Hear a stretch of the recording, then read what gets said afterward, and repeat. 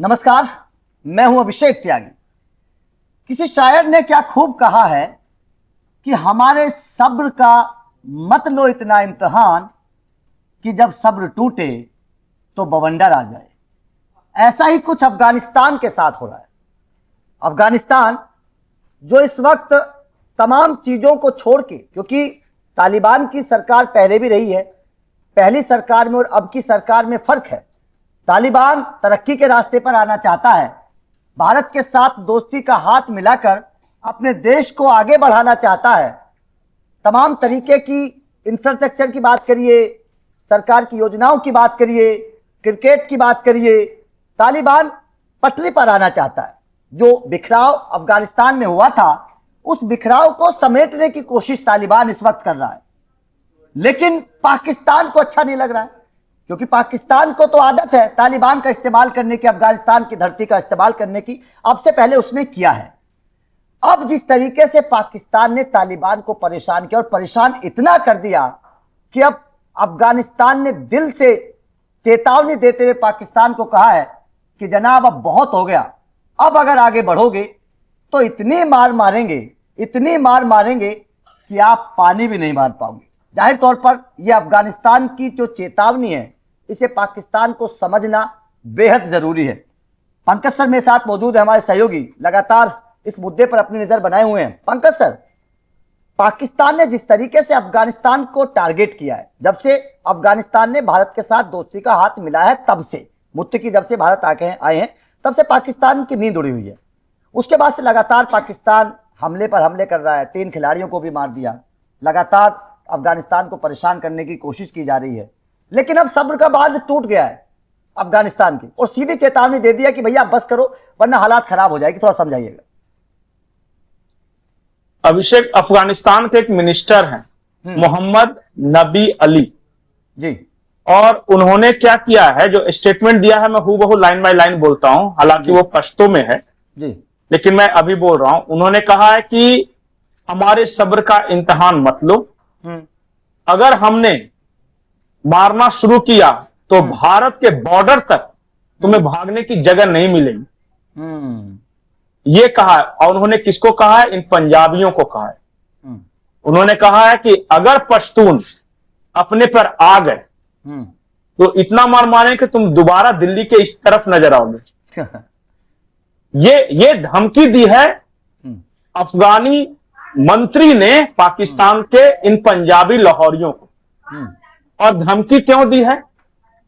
क्योंकि एक ख्वाजा आसिफ है, पगला रक्षा मंत्री है वहां का, जो कि ऑपरेशन सिंदूर के दौरान भी वो सोशल मीडिया में है, सबूत वगैरह को देखे, और जिन्होंने ये कहा था कि हमने ये अपना एयर डिफेंस सिस्टम इसलिए नहीं इस्तेमाल किया क्योंकि भारतीयों को पता चल जाए कि कहां पे छुपाकर रखा है। तो इस हद तक वो पागल है।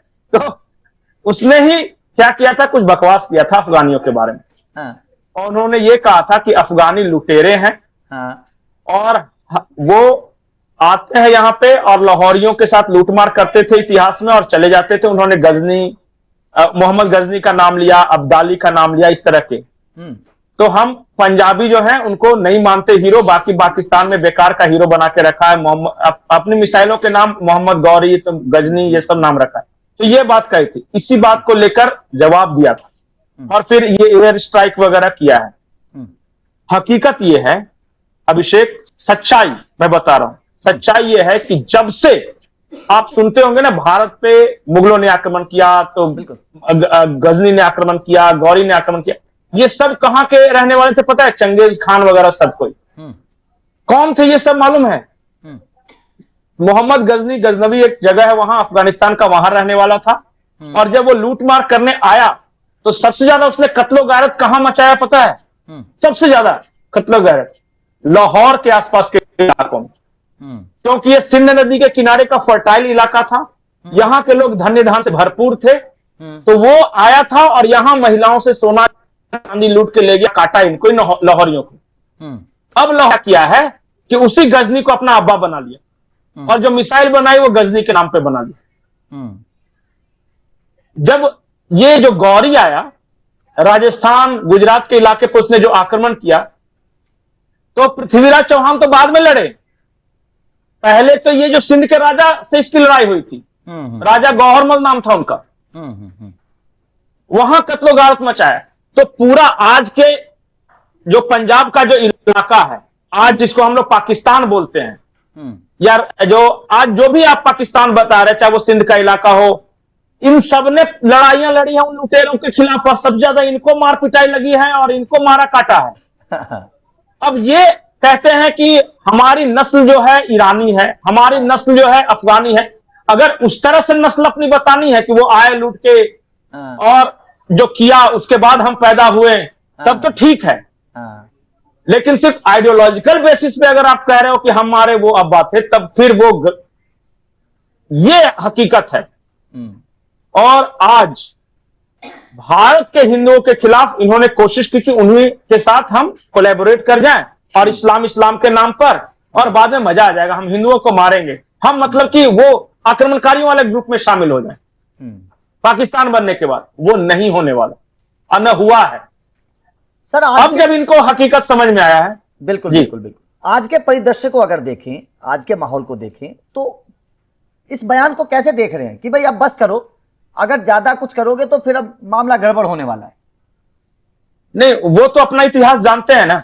एक पश्तून का वीडियो है, वो क्या बोल रहा है आप सोचिए। वो कह रहा है कि इन पंजाबियों को अपनी आइडेंटिटी का प्रॉब्लम होगा कि ये कौन है, इन्हें नहीं पता। एक जो पाकिस्तान में पढ़ाया जाता है कि हम अरब से आए थे, तुर्क से आए थे, ईरान से आए थे, बोला उनको ये प्रॉब्लम है। हम 5000 साल पहले पश्तून थे, आज भी पश्तून है और इंशाल्लाह पश्तून ही रहेंगे। और हम 5000 साल पहले से यही इस इलाके में रह रहे थे, आज भी रह रहे हैं और 500 साल बाद भी रहेंगे। ये रहेंगे या नहीं रहेंगे, ये पंजाबी समझे या सिंधी समझे। ये 50 साल पहले भारत से आजाद हुए, हो सकता है 50 साल बाद जाके मिल जाए। तो आइडेंटिटी क्राइसिस उनके बीच है, हमारे बीच नहीं है। ये एक पश्तून बोल रहा है, और बोल रहा है कि जिंदगी भर ये आए हैं तब से सिर्फ जूते ही खाए हैं पश्तूनों के हाथ से, जब से ही आए हैं। बोला इसलिए हमसे मत लड़ो। वो समझा रहे हैं कि अमेरिका आज पैसे दे देगा लड़ने के लिए, लेकिन जब हम मारना शुरू करेंगे ना, तो दिल्ली तक खदेड़ कर मारेंगे। और वैसे भी आप ये कह रहे हैं, चर्चा होती है, इतिहास में हमेशा होती है। लेकिन सर बिल्कुल दुनिया का इतिहास है। जी जी जी जी जी। सबसे पहले ब्रिटेन आया जी। उसने जब भारत पे अंग्रेजों का राज था, तो उसने कोशिश की कि अफगानिस्तान पे अपना राज स्थापित कर ले, फेल हुआ। जी जी जी। तब एंग्लो अफगान ट्रीटी करना पड़ा उसको। जी जी जी। उसके बाद रशिया वाले आए कि अफगानिस्तान पे कब्जा कर ले, तो वो भी फेल हुए, भागना पड़ा। फिर अमेरिकन आए। अरे जब ब्रिटेन, रशिया, अमेरिका अफगानिस्तान पे कब्जा नहीं कर सकता, लाहौर जाओगा बताइए। जिनके खुद का अब्बा का ठिकाना नहीं, कोई आधे बोलते हैं अफगानी मेरे अब्बा थे, आधे बोलते हैं टर्की थे, आधे बोलते हैं ईरानी थे, वो अफगानिस्तान को हराएंगे। और यही बात वो समझा रहे हैं वहां के मंत्री जो हैं कि भविष्य देख लो, वर्तमान देख लो, इतिहास देख लो, जैसे दिल करे वैसे देख लो। तुम सिर्फ पैसे की दलाली कर सकते हो अंग्रेजों, वो तेरी नस्ल में है। वो बोलते हैं कि जिन्ना ने इसी दलाली के चलते भारत का विभाजन कराया। जिन्ना पता है कि नहीं, उसका मुसलमान का कोई गुण नहीं था, वो खाता था, वो पीता था।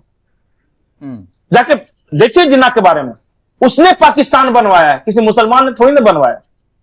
एक लियाकत अली था और एक जिन्ना था। लियाकत अली यूपी का था, एक इसने प्लानिंग की, और जिन्ना मुंबई में रहता था हमेशा, और दिल्ली में फिर बाद में शिफ्ट हुआ, मुंबई के मालाबार हिल्स में बंगलो वगैरह सब बनाए। तो भारत के रहने वाले दो अंग्रेज टाइप के मुसलमान नाम वाले लोगों ने पाकिस्तान बनाया। अरे पाकिस्तान बनाने के लिए कभी किसी पठान ने थोड़ी कहा था, या किसी बलूच ने कहा था, या किसी पश्तून ने कहा था। उस इलाके के रहने वाले लोगों ने कभी नहीं मांगी थी ये पाकिस्तान। ये तो यूपी बिहार वालों ने कहा कि हमें अलग से मुसलमानों के लिए दे दो, और पता चला कि जब बट गया तो ये तो यहीं रह गए, मरने के लिए उनको छोड़ दिया, कुछ कुछ गए थे, उनको हाजी मुहाजिर बोलते हैं। सच्चाई ये है। बिल्कुल बिल्कुल। अब पाकिस्तान बन गया, अब यूपी बिहार को लाना इसमें ठीक नहीं है, लोग बुरा मान जाएंगे। लेकिन सर एक बात साफ, यूपी बिहार के मैं आपको बता रहा हूं, जब वोटिंग हुई थी कि किस ये मुसलमानों के लिए पाकिस्तान बनना चाहिए कि नहीं, तो पता चला कि उत्तर प्रदेश और बिहार के मुसलमानों ने पाकिस्तान बनाने के लिए सबसे ज्यादा वोटिंग की थी, मांग की थी। हाँ। और जब लियाकत अली, नेहरू लियाकत फैक्ट करके आए थे ना, तो अलीगढ़ इसी रेलवे स्टेशन पे से उनको अलीगढ़ मुस्लिम यूनिवर्सिटी तक कंधे पे बिठा के ले जाया गया था। उन बेचारों ने नहीं मांगा कभी। बिल्कुल। मैं झूठ नहीं बोलूंगा, किसी अफगान ने, किसी पश्तून ने, किसी पठान ने, किसी बलूच ने, इवन किसी सिंधी ने पाकिस्तान नहीं मांगा। और जिन्होंने मांगा नहीं उसको मिल गया, जिन्होंने मांगा वो यही रह गए। बिल्कुल सही बात। इस सच्चाई को आप समझिए, तब जो कॉन्ट्राडिक्शन है पाकिस्तान के अंदर समझ में आएगा कि बना तो लिया लेकिन वो समझ में नहीं आ रहा कि क्यों बनाया, ये पाकिस्तान बनाया क्यों, आज तक पाकिस्तानियों को समझ में नहीं आया।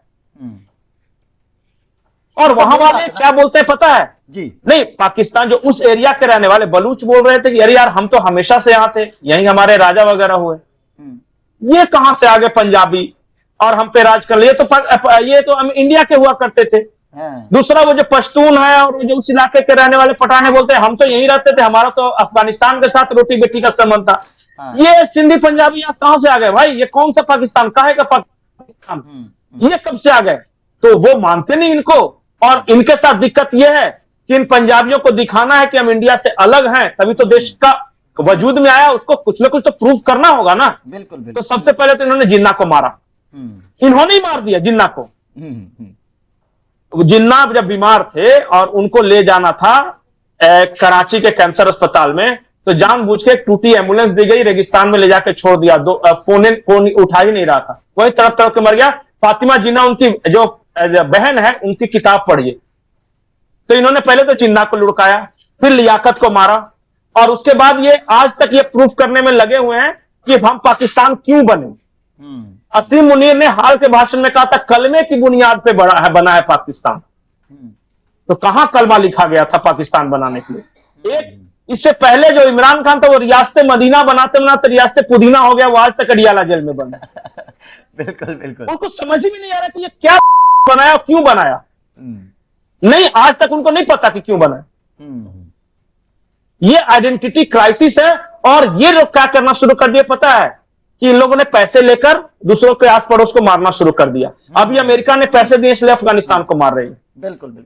इसी आइडेंटिटी कर रहे हैं। चर्चा है, क्योंकि एक देश अपनी पहचान को सुधारने की कोशिश कर रहा है तो दूसरे देश की पहचान खत्म होती नजर आ रही है, क्योंकि पाकिस्तान में तो खत्म नहीं, के बाहर एक बात मैं बताऊं, और पाकिस्तान के एक बहुत बड़े राइटर हैं और पत्रकार भी, उन्होंने कहा ना कि पूरे पाकिस्तान में एक आदमी उर्दू नहीं बोलता, और उसको राष्ट्रीय भाषा बना के रखा है। यूपी बिहार में उर्दू बोली जाती थी, उसको पाकिस्तान का नेशनल लैंग्वेज बना के रखा है। क्यों पता है? देखिए, बलूच लोग हैं वो बलूची बोलते हैं, ये पश्तो बोलते हैं, दर्रो बोलते हैं, जो सिंधी है सिंधी बोलते हैं, जो पंजाबी है वो पंजाबी बोलते हैं। उर्दू कौन बोलता है पाकिस्तान में भाई? लेकिन उसको नेशनल लैंग्वेज बनाया कि कैसे दुनिया को, तो ये तो लैंग्वेज का किसको, हर किसी को पता है कि यूपी बिहार से निकले है उर्दू। तो इन्होंने ना उनका अपना राष्ट्रीय लैंग्वेज है, ना कोई राष्ट्रीय त्योहार है, ना मुसलमानों की तरह कोई। आपको पता है इस पूरे खित्ते के, भारत, पाकिस्तान, बांग्लादेश, ये पूरा इलाका ना, यहां मुसलमान आज भी अपनी शादियों में बेटियों को लाल जोड़ों में विदा करते हैं। ये लाल जोड़ा आपको अरब में नहीं दिखेगा, अरब में नहीं दिखेगा, ये दुनिया के बाकी किसी भी जगह पे मुसलमानों में नहीं दिखेगा। ये सिर्फ भारत की संस्कृति है, जिसको ये भी तो फॉलो कर रहे हैं ना उसी को। तो ये कल्चरल आइडेंटिटी क्राइसिस से गुजर रहे हैं कि हम हैं कौन। जिस दिन इन्होंने मान लिया ना कि हम सिंधु घाटी सभ्यता के बच्चे हैं, उस दिन इनका ये सारा झगड़ा खत्म हो जाएगा।